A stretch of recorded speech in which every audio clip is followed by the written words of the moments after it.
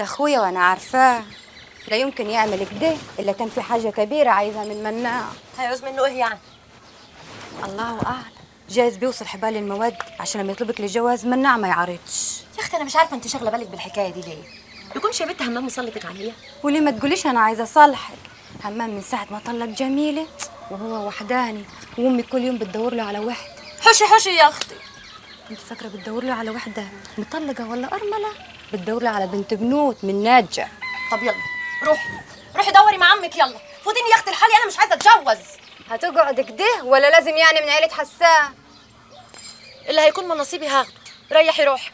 كده يبقى الكلام اللي سمعته صح. كلام ايه يا بت؟ انطقي. عينك على جوزي شاهين، وانا سمعته بيقول لابوه ان هو اولى بيكي من الغريب. وعليكي انا نسمه ابص لشاهين ليه؟ اتعمت ولا اتعمت؟ اتعميتي ولا اتصيتي في نظرك؟ مالكيش دعوه بجوزي يا ابو عيال. مخك فوت اياك يا بت. اتاريكي عماله تزني على راسي خايفه على روحك. لا يا اختي اطمني، ريحي روحك يا اختي. يمين بالله لو جوزك ده اخر راجل في الدنيا انا ما نتكحل بيه. غوري يا بت غوري، جاك عيار يقلبك. يا عيني يا عينيا يا خاينه يا رديه، ارصرصك برصاص وارميكي في البحر الغواص، يلي هتعيني ولادات الناس.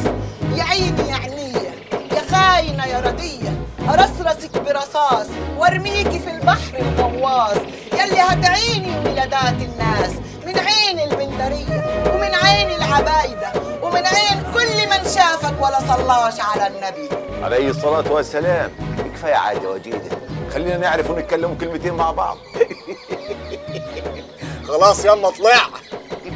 هي فرحة الولد النهارده شوي، ده بيجي ملك. عقبال كده يا رب ما يبقى عمده ويحقق كل اللي ما قدرش ابوه يحقق. هطلع ابخر فاطمه. صدقت يما. انا لو كنت خفير مع عينين الحكومه احسن عندي من ان اكون ملك مع عينين الخواجات. قصدك ايه يا ولد اخوي؟ هي حكاية الملك دي مش عاجباك ولا ايه؟ يا راجل بس كلام فاضي. هو في مملكه في بلد ليها حكومه؟ امال رضيت بيها ليه؟ باخد الناس على قد عقلهم لحد ما اوحدهم ويطوعوني ويسمعوا كلامي، وبعدين نشوف كيف نطلع من المطب ده. لا وعيني يا ولد اخوي، ما تسيبنيش كده زي الاطرش في الزفه. هقول لك يا عمي، بس الكلام ده يفضل سر بيننا وما تطلعوش الجنس مخلوق. قول يا غالي يا ولد الغالي، سامحك. معقولة يا عم تصدق إن نرجع أزرع مخدرات تاني بعد ما ربنا كرمنا وتاب علينا؟ الله، امال كل اللي بتعمله ده ايه؟ بنجار الخواجات لحد ما نخلص منهم ومن جرفهم ومن خنقتهم ليا وتهديدهم. هنروح في يدهم، ولو ما كنت سمعت كلامهم كان زمان الحكومة بتدور عليا وصادرت كل أملاكي، حتى الأرض الجديدة اللي ببنيها للمستقبل كانت اتصادرت.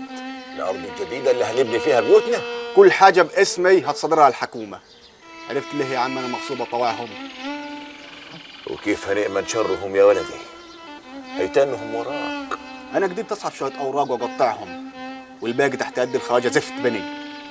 أنا اشترطت عليه ما سلموش المخدرات إلا لما يسلمني الورق، على أساس إن إحنا بنشتغل مع بعض بحرية. هو معقول يعني هيسلمهولك بالسهل كده؟ عارف إنه غدار وخاين وابن كلب، وعارف إنه مش هينفذ. عشان كده برتب له ترتيبة تانية خالص، ترتيبة تخلصني منه من غير ملامة.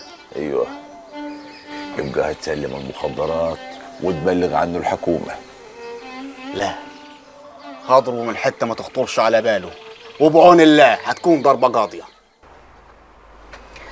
ما دام السوق محتاج كميات كبيرة مفيش مانع نزود كمية المواشي المستوردة، بس يا رب تكون في رعاية كافية ليها. أكيد مدير المزرعة مش هيطلب أكتر من احتياجاته تاني. أتمنى تخميناتي تطلع صح وتتباع. أهو كده يبقى مفيش مشكلة تاني، تقدري حضرتك تروحي علشان الولاد وأنا هقوم باللازم. ما دام أمي وأبوي معاهم ما بقلقش. لا مؤاخذة، هو أخبار مناع بيه إيه؟ غيبته طولت قوي المرة دي. بقاله شهر وحتى مكالماته اتقطعت، مش عارفة اتصل بيه. ربنا يطمنك عليه.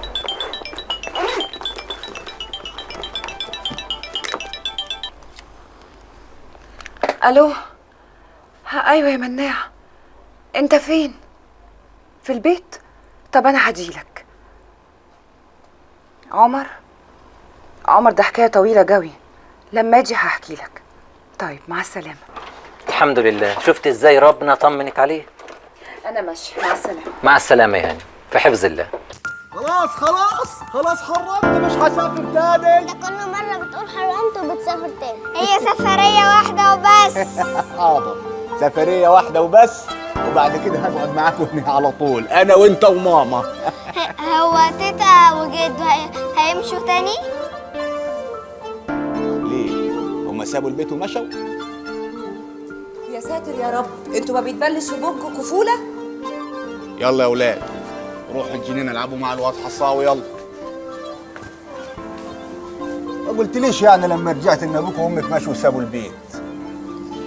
ابويا عارف كل حاجه عنك يا مناع، من المشكله اللي حصلت. وهي إيه المشكلة اللي حصلت؟ لطفي ابو القمصان اتقتل في مكتبي وانا بسلمه شيكاته، بيسلمني الفلوس. يا نهار أسود، عمر قتله؟ كانت غلطه كبيره مني اني قلت له ان هو عندي موجود في المكتب. فجاه اتهجم علينا وما هموش حد وحاول يقتل لطفي. حاول يقتله لكن ما قتلوش، ها؟ حد من عيله لطفي جه يضرب عمر بالرصاص، جت في لطفي فمات. أمال عمر فين دلوك؟ عمر حكايته حكايه، كان مخبي عن الكل انه قتل مراته، واعترف على نفسه دلوك ومستني الاعدام. كانش عندي امل اعيش عشانه والانتقام لشرفي. لما انتقمت حسيت ان الحياه ملهاش عازه عندي، ولما اعترفت حسيت اني شلت هم تقيل قوي من على قلبي. حسيت براحه كبيره قوي يا صاحبي. ليه ما قبلتش المحامي اللي بعتته لك مرتي؟ خساره الفلوس اللي هياخدها المحامي قصاد واحد يستاهل الاعدام.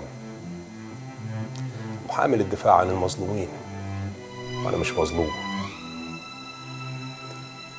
انا عرفت بخيانتها من كلام الناس وخططت لقتلها.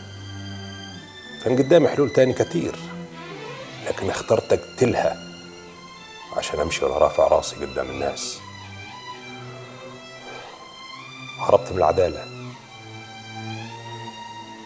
لكن ما قدرتش اهرب من ضميري. أول مرة أحس بالعجز، مش عارف أقول لك إيه ولا أعمل لك إيه يا عمر. أنا ريحت ضميري، ما بقتش خايف لا من حساب ربنا. لكن أنت مناع، ضميرك مرتاح؟